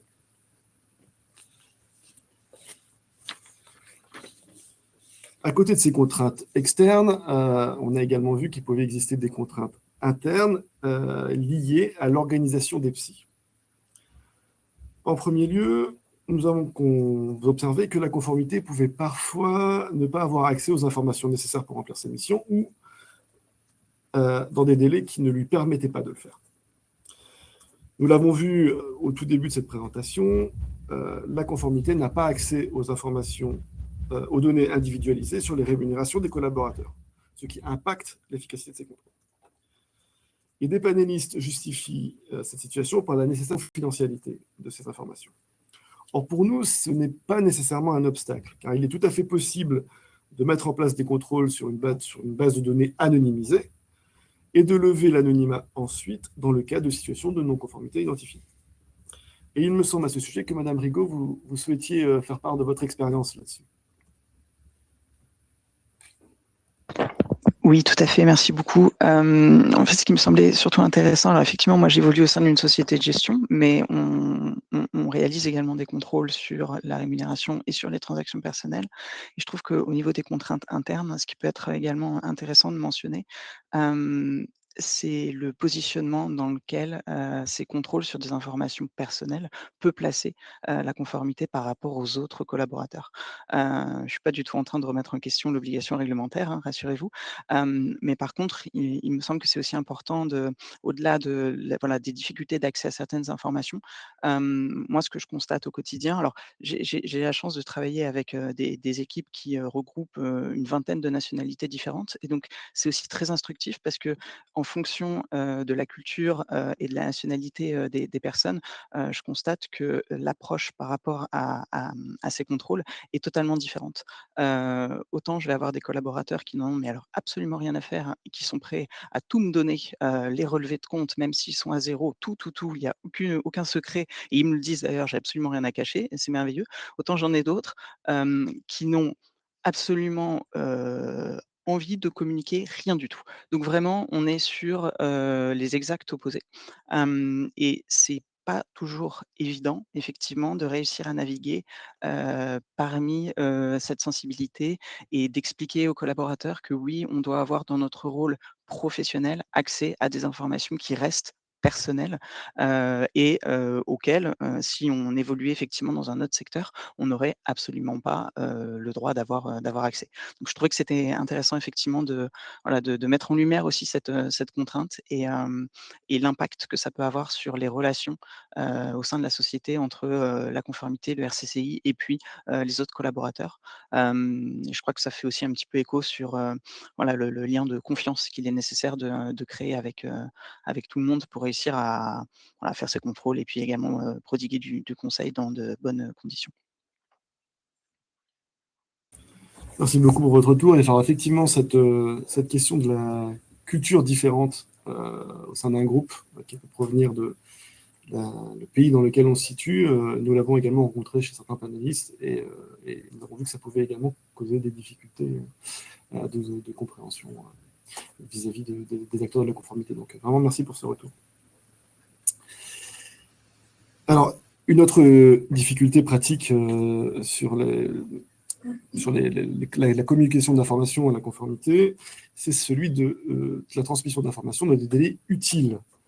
Et cette problématique a pu mener à des manquements, et notamment un manquement au regard de l'obligation qui existe pour les psys d'informer l'AMF des sanctions disciplinaires qu'ils prennent à l'encontre de leurs collaborateurs qui sont titulaires d'une carte professionnelle. Il faut bien voir que cette information doit être communiquée à l'AMF dans le délai d'1 mois réglementaire. Et donc, on a observé qu'en l'absence d'une procédure spécifique sur cette obligation, la conformité se trouve tributaire des éléments que lui communique la DRH, et donc ces éléments peuvent lui être communiqués dans des délais qui ne lui permettent pas de respecter cette obligation légale.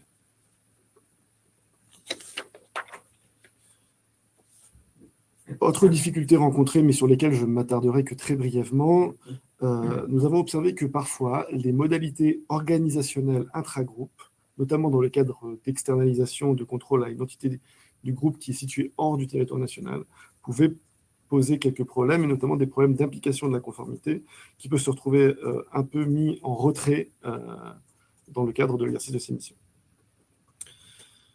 En ce qui concerne l'encadrement des transactions personnelles, on a observé que l'absence d'un lien de subordination rend plus difficile le fait de pouvoir capter les transactions qui sont effectuées par les proches des collaborateurs concernés. Et là-dessus, on voudrait mettre en avant une stratégie employée par certains panélistes qui consiste à mener des actions de sensibilisation auprès de leurs collaborateurs sur ce point. À cet égard, l'un des panélistes avait par exemple élaboré un Q&A qui était vraiment très didactique sur ce sujet et qui permettait de vraiment donner le maximum d'informations pratiques à ses collaborateurs. Alors, quelles conclusions tirer de ce premier volet de cette campagne SPOT sur l'implication de la conformité dans plusieurs processus transverses? Eh bien, l'enseignement principal que nous retirons, c'est qu'en dépit des contraintes multiples que je vous ai présentées, on observe que la fonction de vérification de la conformité parvient globalement à jouer son rôle. Au regard des termes de la mission, les établissements du panel disposaient de dispositifs et de processus opérationnels, à l'exception quand même notable de celui relatif à la politique de rémunération. Donc je finirai quand même sur un point d'attention concernant les politiques de rémunération. Ainsi qu'il a pu vous l'être indiqué lors de la journée de mardi dernier, la thématique des rémunérations sera une priorité des régulateurs pour l'année 2026. En ce qui concerne l'AMF, comme nous vous l'avons indiqué, nous allons poursuivre notre action avec le second volet de la campagne Spot qui investigue le thème des rémunérations, mais cette fois-ci auprès des acteurs de la banque privée. En outre, des missions classiques seront centrées sur les modalités de rémunération des forces commerciales des PSI lorsque ces derniers fournissent le service de conseil. Et j'attire également votre attention sur les activités de l'ESMA qui a lancé son action de supervision commune sur les conflits d'intérêts dans la distribution d'instruments financiers qui comporte également un aspect sur la politique de rémunération. Alors, j'en ai terminé pour ma part. Je vous remercie tous pour votre attention et nous sommes à votre disposition pour les questions.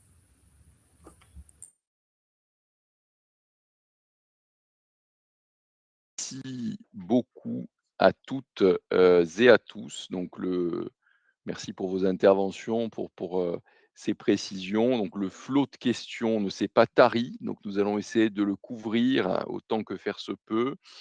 Nous allons vous proposer, comme c'est la coutume, un questionnaire de satisfaction, un sondage de satisfaction sur ce webinaire. J'en profite en guise d'introduction pour indiquer que parmi les réactions, certaines des participantes et participants ont indiqué qu'ils auraient souhaité que ce webinaire puisse se dérouler le jour de la journée RCCI-RCSI, puisque considéré comme touchant directement leur cœur de métier. Donc, nous en prenons acte pour les prochains. On apprend chaque année de vos retours. C'est pour ça que ces interactions sont très précieuses pour nous et nous vous remercions de toutes vos questions, même si nous n'avons pas la capacité toujours d'y répondre dans leur intégralité. Donc, on le prend en compte. Donc, le questionnaire de satisfaction va être lancé et je vous propose, pendant que vous le complétez, qu'on passe à une deuxième vague de questions-réponses. Donc celles-ci ont été nombreuses. Pardon, par avance si nous ne pouvons pas toutes les couvrir, mais pour celles et ceux qui jugeraient à l'issue du webinaire que les questions n'ont pas été couvertes, n'hésitez pas vraiment à vous adresser à vos chargés de portefeuille au sein des directions en charge du suivi. Ce sont vos premières interlocutrices, vos premiers interlocuteurs sur l'ensemble de ces questions. Et contrairement à nous qui menons ici un exercice, je dirais, généraliste, le plus généraliste possible, ils ou elles auront la possibilité de vous répondre de manière ciblée et caractérisée par rapport aux spécificités de votre organisation. Donc, je vous propose, 2 thèmes de questions, pour cette session de questions-réponses. Alors, on a beaucoup parlé de contrôle permanent. Il y a eu un certain nombre de questions également sur le contrôle périodique, la troisième ligne de défense, que je vais essayer de rassembler pour qu'on puisse y répondre collectivement autour de la table. Alors, s'agissant du contrôle périodique, l'une des questions a porté sur la nécessité ou pas de considérer l'audit interne lorsqu'il est réalisé par les fonctions du groupe ou de la maison mère comme un prestataire de services externalisé essentiel. Ça, c'est une première question. La deuxième question qui a été posée à plusieurs reprises par plusieurs d'entre vous, c'est le sujet du cycle d'audit. C'est-à-dire que est-ce que on est sur un cycle d'audit qui doit durer 3 ans minimum ou maximum. Donc ça également, c'est quelque chose sur lequel on a travaillé au cours du spot. Donc on va pouvoir vous apporter des éléments de réponse. Et la troisième question concerne, toujours sur le contrôle périodique, la durée minimale souhaitable d'intervention du contrôle périodique, à l'instar de ce qui peut exister sur le contrôle permanent. Voilà donc pour ces 3 questions: audit interne, prestataire essentiel. Deuxième question, durée du cycle d'audit et troisième question, durée minimale d'intervention souhaitable. Qui souhaiterait se lancer?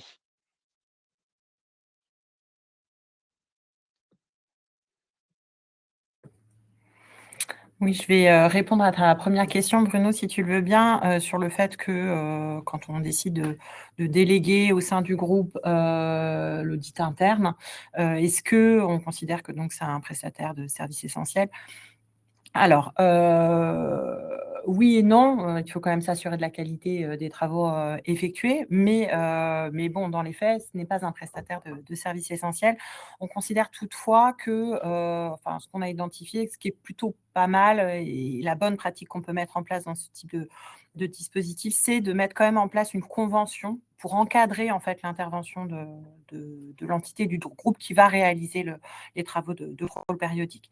Après, en tant que tel, on ne considère pas, dès lors que c'est délégué au sein du groupe, que c'est un prestataire de services essentiel au terme des textes, mais ça n'empêche pas de suivre quand même, bien sûr, l'activité qui est réalisée par l'entité du groupe.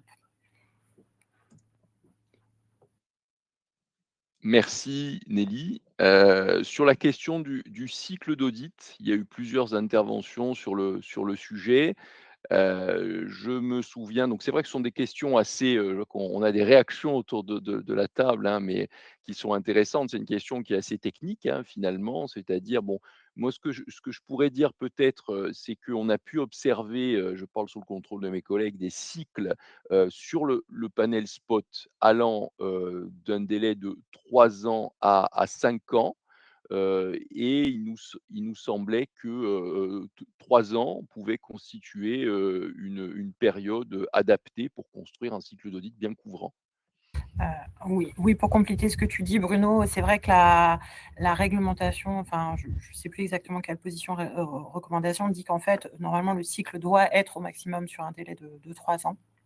Donc, on avait d'ailleurs constaté qu'il y avait des cycles d'audit sur le périodique qui étaient un peu plus longs que 3 ans. Bon, on est plutôt quand même sur, comme tu dis, c'est plus adapté, ça nous semble quand même plus adapté de rester sur un cycle de 3 ans, maximum, j'entends. Merci Nelly.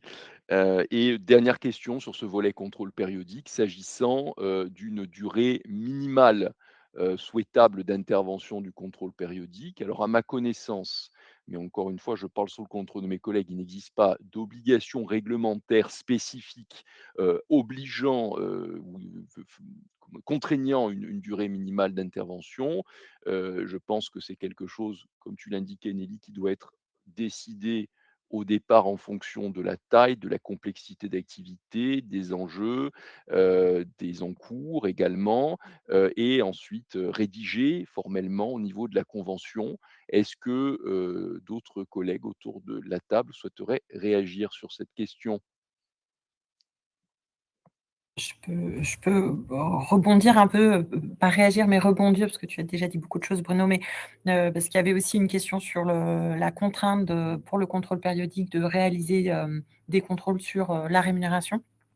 Alors, ça va un peu dans le sens de ta question, Bruno, mais pour le périodique, oui, ça fait partie des thématiques qui doivent être visées. La question qui se pose, c'est de savoir si c'est une thématique qui doit être visée tous les ans ou pas tous les ans. Je pense que ça dépend de la structure et de la manière dont elle fonctionne et des enjeux. En matière de politique de rémunération, on n'a pas toujours les mêmes enjeux dans les structures au regard de ce qui est mis en place pour les collaborateurs. Et donc, du coup, voilà, je pensais juste compléter avec ces éléments-là. Merci beaucoup Nelly, et je vous propose de passer à un sujet qui va, plutôt concerner non pas une fonction, mais un thème. C'est un thème dont on a déjà parlé, qui a été analysé dans le cadre des travaux qui vous ont été présentés. C'est un thème aussi qu'on va continuer à analyser parce qu'on a conscience de sa dimension, importante, voire stratégique au sein des sociétés. C'est le sujet des, rémunérations. Donc, les questions ici qui sont posées sont nombreuses. Je vais essayer de les résumer. On a une première question, qui va porter sur les modalités, de contrôle de ce sujet, donc des rémunérations, et notamment, le sujet portant sur, la manière dont, le RCCI, le RCSI va pouvoir, traiter ce sujet qui est confidentiel, et donc le niveau d'accès aux informations concernées. Donc ça, on y a répondu, partiellement dans le cadre des travaux. Est-ce que autour de la table, vous souhaitez compléter ce qui a été indiqué?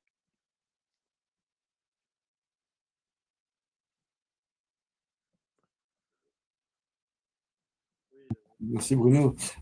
Effectivement, comme il vous l'a été présenté, un des gros sujets du spot que nous avons mené, c'est effectivement les contrôles qui tournaient sur les politiques de rémunération au sein des psy du panel.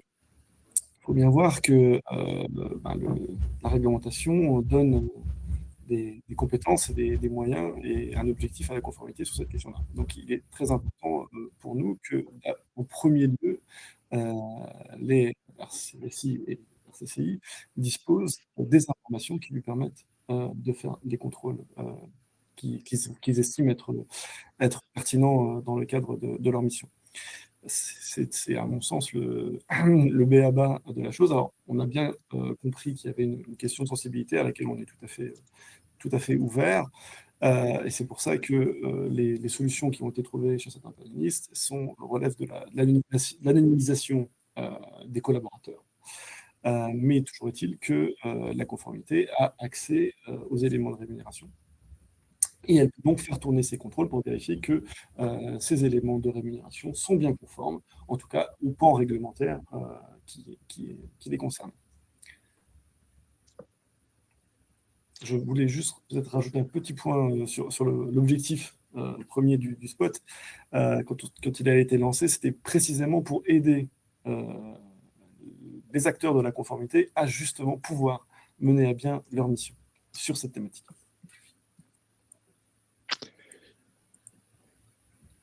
Merci Pierre. Et peut-être une dernière question. Il ne s'agit pas cette fois de rémunération, mais de transactions personnelles.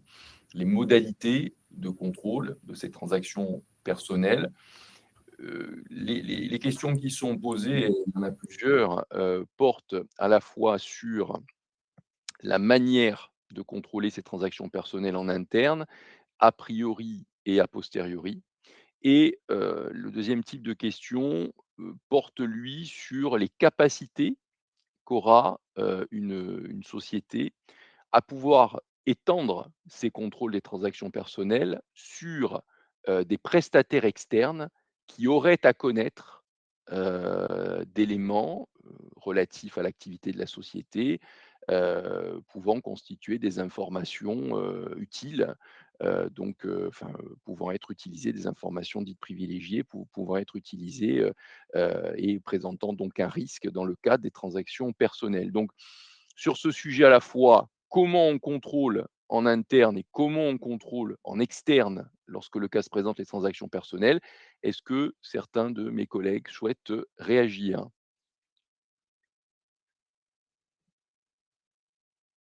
Écoutez, je vais reprendre la main, Bruno, si tu le permets. Alors, de manière globale, l'enseignement du spot sur les transactions personnelles est le suivant.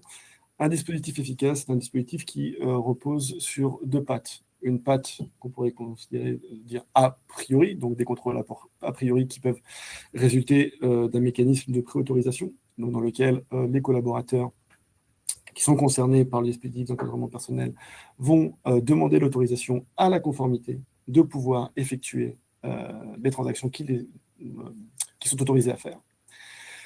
Mais ça ne peut pas s'arrêter là. Il faut bien évidemment une seconde patte qui va porter sur des contrôles a posteriori et qui permet donc aux établissements de vérifier que toutes les demandes qui ont été faites, qui ont été demandées à la conformité ont bien été réalisées, qu'il n'y a pas d'écart entre ce qui a été demandé et ce qui a été autorisé, et également que tout a bien été déclaré. Donc, à mon sens, l'un ne va pas sans l'autre, et il est nécessaire de pouvoir cadrer en amont et en aval les dispositions des collaborateurs concernés, les transactions des collaborateurs concernés. Alors ça, c'est pour ceux qui sont évidemment liés au PSI par un lien de subordination. Pour ce qui est des collaborateurs, des prestataires de services externalisés qui ont accès à des informations confidentielles, c'est plus compliqué. Là-dessus, il existe plusieurs possibilités qui dépendent du degré d'intégration voulu par le PSI. Comme il a été expliqué au tout début, on a observé que pour un PSI, par exemple, il avait fait le choix d'une intégration complète des collaborateurs du prestataire de services externalisés, c'est-à-dire que ces derniers étaient soumis aux mêmes règles, aux mêmes outils, et étaient soumis aux mêmes outils que les collaborateurs directs de l'établissement. C'est évidemment une solution maximale, mais qui produit des effets évidemment très, très sûrs en termes d'encadrement des transactions personnelles. Une autre façon de faire est de demander aux aux prestataires externes de communiquer au psy les déclarations qu'il a lui-même reçues en interne, pour que ce contrôle se fasse également au niveau du psy. Ça permet effectivement de ne pas se surcharger en termes de collaborateurs concernés, tout en gardant la maîtrise de son dispositif. Je ne sais pas si d'autres collègues voudraient interagir là-dessus. Et donc la deuxième partie de la question portait sur le contrôle des rémunérations, des transactions personnelles, pardon, des prestataires de la société qui auraient à connaître d'informations sensibles du fait de leur activité, un classique. Alors c'est un sujet effectivement qui est posé aujourd'hui de plus en plus.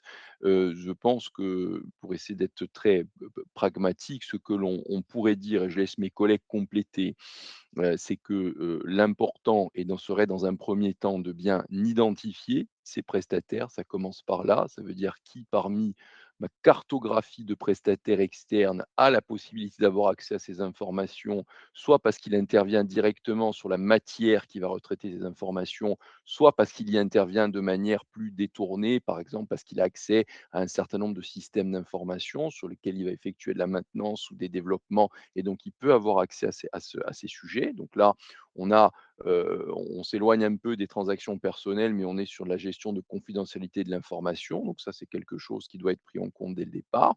Et ensuite, dans un deuxième temps, je dirais que s'il y a prestataire, il y a société en charge de la prestation. Eh bien, une fois qu'on a bien identifié les prestataires concernés, l'objectif, à mon sens, est de bien identifier les entrées et les sorties de ces prestataires pour savoir sur quelle période de temps ils ont accès à l'information et de se rapprocher de leur employeur sur une fréquence à déterminer au regard des risques. Ce n'est pas la même chose si les prestataires concernés sont au nombre de 2 ou s'ils sont au nombre de 30 ou 40, de manière à pouvoir eh bien, les challenger sur ces sujets en disant comment vous assurez-vous de votre côté en tant qu'employeur que les informations collectées par ces prestataires, qui peuvent d'ailleurs ne pas intervenir que dans la société en question, mais dans plusieurs sociétés. C'est le cas, par exemple, d'un certain nombre de prestataires informatiques. Comment vous assurez-vous que ces informations ne sont pas utilisées de façon détournée?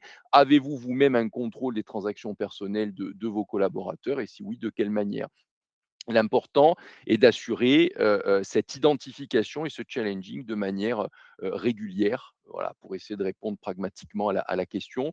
Est-ce qu'autour de la table, certaines ou certains d'entre vous souhaitent compléter? Non. Très Je bien. peux, si je peux Bien rajouter sûr. quelque chose qu'on a vu dans le spot. Euh, Effectivement, comme tu le disais, le premier, enfin, le premier réflexe à avoir quand on est un psy, c'est de vérifier, d'une part, que ses collaborateurs, enfin, ses prestataires extérieurs qui sont concernés disposent bien d'un dispositif d'encadrement de transaction personnelle. C'est la moindre des choses. Et effectivement, de vérifier si ces derniers ont accès à des informations confidentielles ou, et c'est peut-être parfois plus compliqué, aux outils internes de l'établissement qui les mettent dans une situation d'avoir accès à des informations confidentielles, voire même parfois privilégiées. C'est, je pense, effectivement le point, s'assurer en amont que le prestataire externe est suffisamment outillé lui-même pour capter les transactions personnelles de ses collaborateurs et ensuite de les traiter lui et de communiquer l'information en aval après au psy. Merci, Pierre. On a alors d'autres questions, d'autres réactions, sur, le sujet notamment des prestataires, de services essentiels, qui peut être associé à cette, catégorie ou pas. Donc sur le sujet on a répondu tout à l'heure sur le sujet de l'audit interne, bon, la position ici, c'est que, l'audit interne, s'il est effectué par une fonction appartenant, au groupe, relève davantage d'une fonction interne que d'une stricte fonction de prestation. En revanche, cela n'empêche pas à la société de prévoir des canaux de communication et de remonter auprès de son groupe pour s'assurer que, eh bien, la couverture des risques est adaptée, que les missions se déroulent dans de bonnes conditions, de manière à ce que l'intervention ne soit pas forcément, descendante. Voilà pour cet éclairage. Hem, je vous propose, peut-être de passer, à la partie, suivante puisque ou est-ce que peut-on prendre, je m'adresse à mes collègues, peut-on prendre encore une ou 2 questions? Oui? Oui, très bien. Eh bien écoutez, on va en prendre encore, 1 ou 2 puisqu'effectivement elles sont très nombreuses. Alors je les prends à la volée. Un prestataire informatique fait-il partie des prestataires pour lesquels le dispositif des transactions personnelles doit être appliqué? Eh bien, on y a un peu répondu tout à l'heure. La réponse est oui, si les accès de ce prestataire, informatique sont de nature à lui permettre de collecter de l'information pouvant être utilisée par la suite pour passer des ordres au marché. Et effectivement, la première brique dans ce cadre-là, bah, c'est la brique d'identification de qui a accès à quoi, qui est un point, important. Sur les questions suivantes, je vois qu'on en a beaucoup, sur les transactions personnelles, bon, qu'on a, traitées, me semble-t-il, sur notamment le sujet de la communication avec les prestataires externes. Alors bien entendu, nous comprenons les réactions.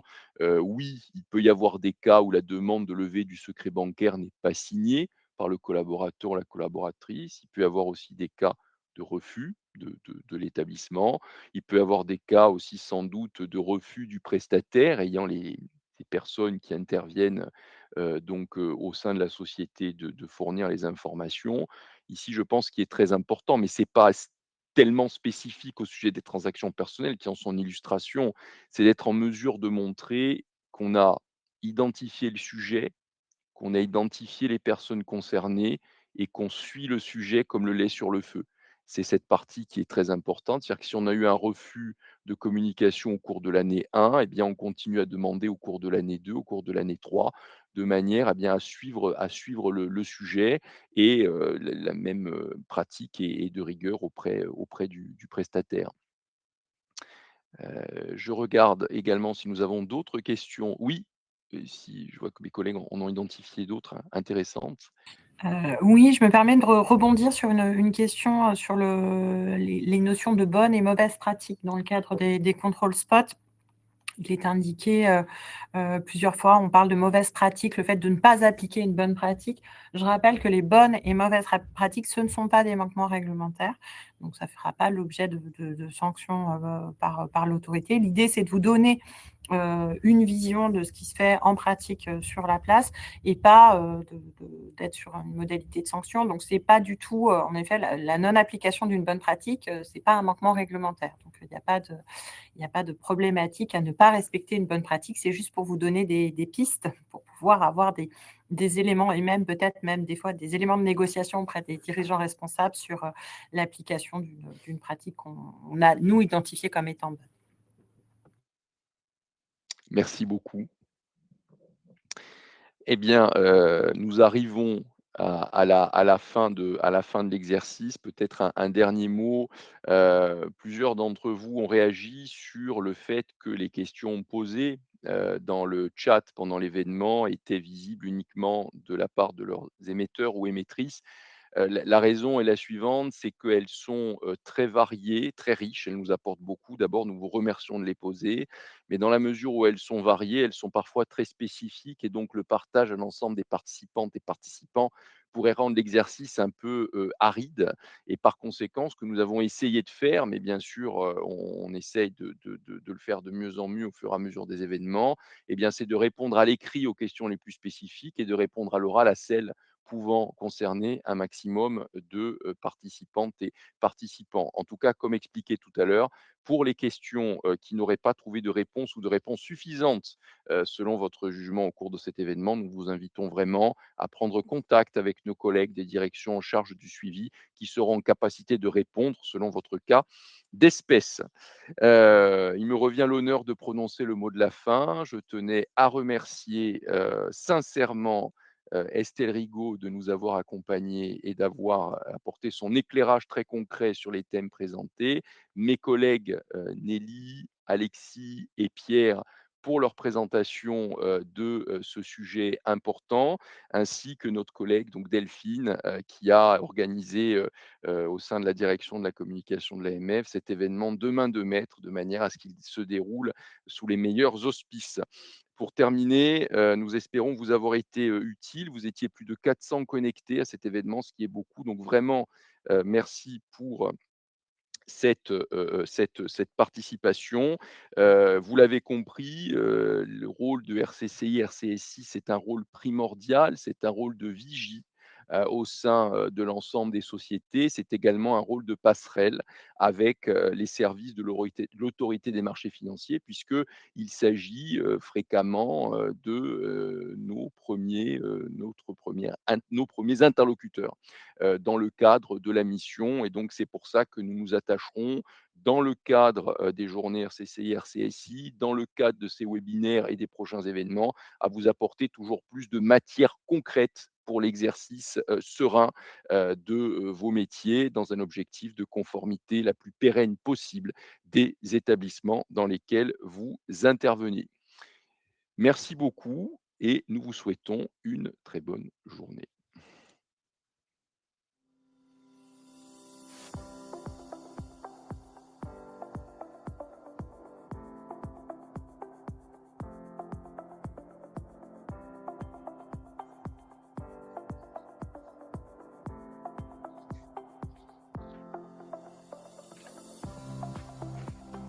Voilà.